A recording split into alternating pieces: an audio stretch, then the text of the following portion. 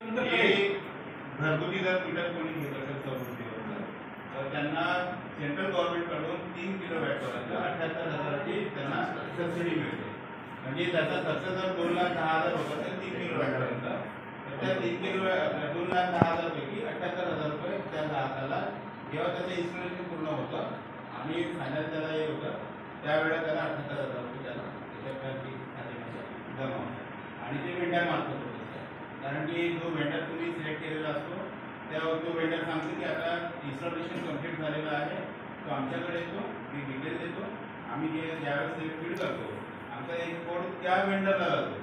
Vendor मग central गव्हर्नमेंटला कळवतो की इन्स्टॉलेशन कंप्लीट झालेलं आहे, आता यांचं सबसिडी द्यायला हवी. त्याची सबसिडी त्या 1-2 दिवसात जमा होतात. एक वर्ष झाले ना मागितले बोरिंगला मागितले लोकांनी नाही, हे घरगुतीच सांगतो साहेब. शेतकऱ्यांनी मागितले ते एक वर्ष झाले त्यांना द्या. नाही, त्यांचं पण चालू आहे इन प्रोसेस आहे ते पण. कसं आहे शेतकऱ्यांसाठी गव्हर्नमेंट जी योजना आहे ती समजा 100% म्हणजे 100 रुपये जर खर्च होत असेल शेतकऱ्यांकडून त्या सौर ऊर्जेसाठी तर त्याच्यामध्ये जवळपास 80 ते 90 रुपये त्याला परत मिळतात. 80 ते 90% त्याला रिफंड होत असतो त्याच्या पूर्ण खर्चाचा 80% 90% शंभर युनिटला जे बेनिफिट आहे ते मिळतात. नाही, सोलारचं कसं आहे साहेब की सोलारला आमची रेट लागत असते. तुम्ही एक मुक्त नाही, सोलारचं जे आहे ते डायरेक्ट जनरेशन आहे, डायरेक्ट त्याचं युटिलायझेशन. आता ज्यांच्याकडे MSCBची लाईट आहे आणि सोलारचं त्यांनी कनेक्शन घेतलेलं आहे तर त्याच्यामध्ये जनरेशन समजा त्यांनी 100 युनिट केले आणि त्या जनरेशनपैकी 50 युनिटच तो वापरतो. 50 आणि तो माणूस ग्राहक पण खर्चात पडतो. तर ते कमीत कमी जिथं नागरी वस्तीत असतंय तर तिथे नवीन करून टाका. त्याचा मी प्रपोजल द्यायला करा. आणि सर दुसरी गोष्ट अदानीचं मीटर लावल्यानंतर एखाद्याच्या घरामध्ये अचानक काय फॉल्ट झाला आणि त्याचा टीव्ही फ्रीज ऐका प्रायव्हेट कंपनीचं मीटर आहे तुमचं MSCBचं नाही मग त्यांना काय आम्हाला इन्शुरन्स नाही का काय भरून त्याचा आम्हाला त्याचा मोबदला भेटू शकतो का ते पण पाहिजे ना. जर प्रायव्हेटवाले आले तर त्याचा विषय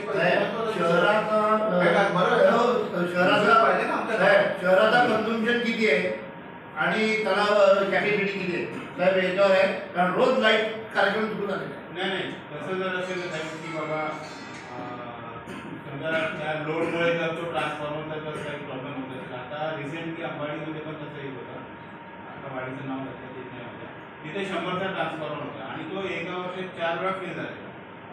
तर त्यावेळेस तिथं आम्ही त्या साहेबांशी चर्चा करून म्हणजे एक्झिक्युटिव्ह साहेबांशी चर्चा करून कुठे साहेबांनी तो दिला पण आला 100च्या ऐवजी 200चा ट्रान्सफॉर्मर असेल. म्हणजे पॉझिटिव्ह आमच्याकडून आहे की बाबा तुम्हाला त्रास होणार नाही, ग्राहकांची गैरसोय होणार नाही. तिथे पोल टाकले 7 पोल आहे. गोरेपाडातील परमन काढायला लागले पोल घडला आहे ते तो पोल बनवून पोल टाका. ग्रामीण भागातल्या लोकांचा नाम नंबर तुमचा त्याच्यामध्ये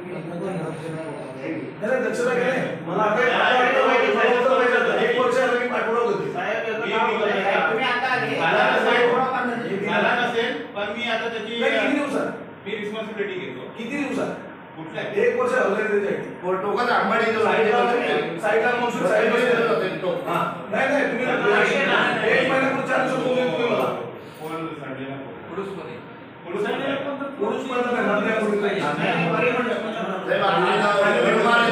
हे बोल तर पहिले बोलला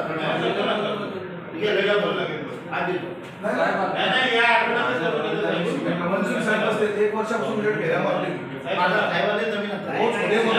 महिन्याला 4-4 दिवसात खोटे बोलतात ते लोक. मला दोष पाहिजे लेखी द्या मला 8